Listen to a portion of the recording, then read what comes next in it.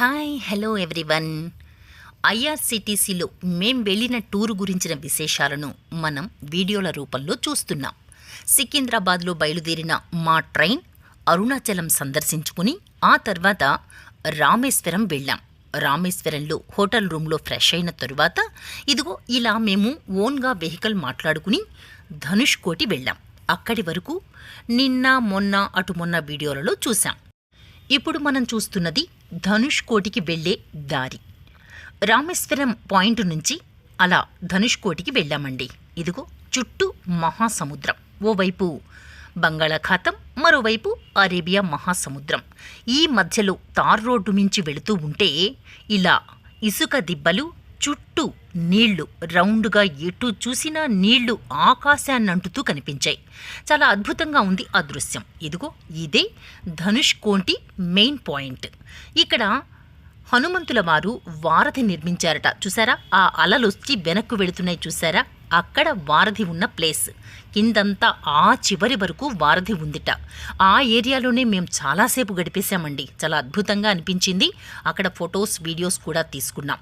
ఇదిగో ఓ పక్కేమో సూర్యాస్తమయం అయిపోతోంది. సూర్యాస్తమయమైన తరువాత అక్కడ ఎవరిని ఉండనివ్వరట. అంటే ఆ ప్లేస్ అలాంటిది. చుట్టూ మహాసముద్రం, భయంకరంగా భీకరంగా ఉంటుంది.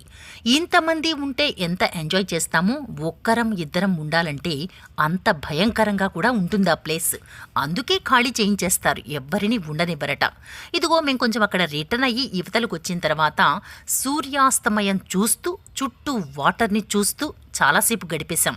కుడివైపు సముద్రం, ఎడమవైపు సముద్రం, రోడ్డుకు రెండు వైపులా మహాసముద్రం, ఎదురుగా సూర్యాస్తమయం. అంటే ధనుష్కోటి నుంచి రామేశ్వరం వస్తూ ఉంటే మనం పడమర వైపు వస్తామన్నమాట. పడమర వైపు రావడం వలన సూర్యుడు అస్తమించడం చాలా క్లియర్గా కనిపిస్తుంది.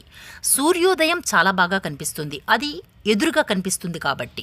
ఇది రివర్స్ అయ్యాం కదా, రిటర్న్లో చూస్తుండటం వలన సూర్యాస్తమయం కూడా చూసుకుంటూ, మహాసముద్రాన్ని చుట్టుపక్కల చూసుకుంటూ, మధ్యలో మా వెహికల్ ఇలా ఆపేసుకుని చుట్టూ అంతా కలయ తిరిగి చూసేశాం. చాలా అద్భుతంగా అనిపించింది ఈ ప్లేస్ మాకు. ఈ రెండు సముద్రాలు కలిసేటువంటి ఈ ప్లేస్లో వారధి నిర్మించారట. అప్పట్లో హనుమంతుల వారు సీతాదేవి ఆచూకీని తెలుసుకుని వానరులంతా ఆ చివర లంకలో ఉన్న సీతమ్మ దగ్గరకు వెళ్ళాలంటే ఎలా, అందుకే వారధి నిర్మించారట. ఆ వారధి దగ్గరే మేము చాలాసేపు గడిపేసి రిటర్న్ అయి ఇదిగో ఇలా మళ్ళీ వీడియోస్, ఫొటోస్ తీసుకుంటూ చాలా అద్భుతంగా ఉన్న ప్లేస్లో వీడియోలు వదలబుద్ధి కాదు, ఏమంటారు? అలానే మేము తీసుకుంటూ చివరకు ఎక్కడికి చేరుకున్నాం? రామేశ్వరం దేవాలయం వరకు వచ్చేసాం. దేవాలయంలో ఆ కళాత్మక కట్టడాలు ఎంత అద్భుతంగా ఉన్నాయంటే మీరు చూడొచ్చు. ఇది ఎంట్రన్స్ అన్నమాట. లోపలికి వెళ్ళిన తరువాత చూసారా ఎంత అద్భుతమైన కళాఖండాలండి. చుట్టూ నాలుగు వైపులా ఎటు చూసినా ఇలాగే ఉంటాయి. ఇలాగే స్తంభాలు, ఇలాగే పైన డిజైన్, ఇలాగే చెక్కిన శిల్పాలు చుట్టూరా ఎటు చూసినా. అంటే గర్భగుడి రామేశ్వరంలో రాములవారు ప్రతిష్ఠించిన లింగం అక్కడ ఉంటుంది. ఆ చుట్టూ కూడా ఇదే పద్ధతి అన్నమాట, ఇదే పరిస్థితి. ఎటు చూసినా కళ్ళు తిప్పుకోలేమేమో అనిపించేలా ఉంటుంది. ఇది ఓవైపు కదా, మరోవైపుకు వెళదామా? అటు కూడా ఇదే పరిస్థితి. ఎటు చూసినా అసలు మనం ఎక్కడున్నామో ఇంత పెద్ద దేవాలయంలో మనకు అసలు కనే కనిపించదు, తెలుసుకోలేమన్నమాట ఎటువైపు నుంచి ఎటు వెళ్ళి వస్తున్నామో. ఇదిగో ఇది ఓవైపు.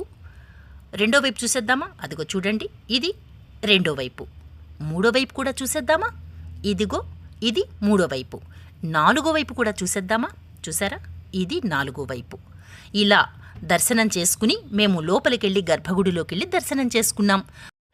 దర్శనమైన తరువాత రూమ్కు వెళ్ళి డిన్నర్ చేసి నిద్రపోయి అర్ధరాత్రి 2:30 గంటలకల్లా లేచి రెడీ అయి 3:30 గంటలకల్లా క్యూలో నిల్చుని అక్కడి నుంచి స్వామివారిని దర్శనం చేసుకుని ఇదిగో మళ్ళీ వచ్చి సముద్ర స్నానం చేశాం. ఇక్కడ సముద్ర స్నానం చేసి రకరకాల పూజలు చేసేసుకున్నాం. ఈ పూజలైన తరువాత 22 బావుల్లో స్నానం, ఆ తర్వాత మళ్ళీ స్వామివారి దర్శనం చేసుకున్న తరువాత రామేశ్వరం రూమ్ నుంచి బయలుదేరి మేమంతా మన మధురై ట్రైన్లో వెళ్ళాం. ఆ ట్రైన్లో అక్కడికి వెళ్ళేటప్పుడు మధ్యలో ఆగి మళ్ళీ వాకింగ్లు, బ్రేక్ఫాస్ట్లు, న్యాచురల్ ఎయిర్ పీల్చుకోవడాలు ఇలా రకరకాలు జరిగాయి. ఇదిగో ఈ ట్రైన్లో ఇక్కడ ఆగి వాకింగ్లు చేస్తూ ఉన్నారు. అటువైపు వెళదామా? అటువైపు వెళితే వాకింగ్ చేసేవాళ్ళు చాలా వరకు కనిపిస్తారు. నేను ఇటువైపు వీడియో తీశాను. ఇదిగో ఇలా అన్నమాట. వాకింగ్ చేసేవాళ్ళు న్యాచురల్గా ఇంట్లో ఎలా ఉన్నామో అలాగే దిగిపోయి వాకింగ్లు చేసేసారండి. ఇక్కడ ట్రైన్లోంచి కొంతమంది దిగలేదు, ఎందుకంటే ఎంతసేపు ఆపుతారో ఆపరో తెలీదు కాబట్టి. పైగా కొంచెం సన్నగా వర్షం కూడా స్టార్ట్ అయింది, ఎంతసేపు ఉంటుందో తెలీదు అన్న ఉద్దేశ్యంతో ఇక్కడి నుంచి బయలుదేరి మేము కన్యాకుమారి వెళ్ళాం. కన్యాకుమారి వీడియోలను నెక్స్ట్ వీడియోలో చూద్దాం. మరి ఆ వీడియోలను కూడా ఫాలో అవుతారు కదా.